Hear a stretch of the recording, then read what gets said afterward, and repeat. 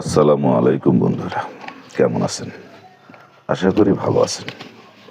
আজকে আমি আপনাদের সম্মুখে দুটি কথা বলবো, একটি শিক্ষণীয় গল্প বলবো। আপনারা মনোযোগ সহকারে শুনবেন। বন্ধুরা, আপনারা জানেন আমাদের নবী অর্থাৎ আইয়ুব আলাইহিস সালাম, উনিও আমাদের নবী।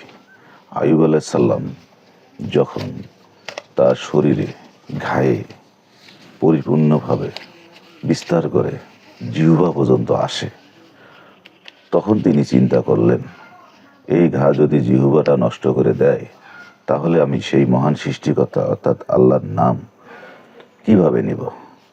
তখন তিনি আল্লাহর কাছে দোয়া করলেন, রব্বাহু আন্নি মাসানিয়া দুররু ওয়া আনতা আরহামার রাহিমিন।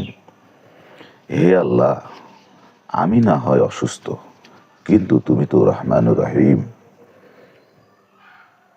এতে আল্লাহর অন্তরে জোশে আঘাত লেগে গেল। সঙ্গে সঙ্গে তিনি জিবরাইল আলাইহিস সালামকে বললেন, আইয়ুব নবীর যা যা কেড়ে নেওয়া হয়েছিল, তুমি এখনই গিয়ে সব কিছু ফেরত দাও।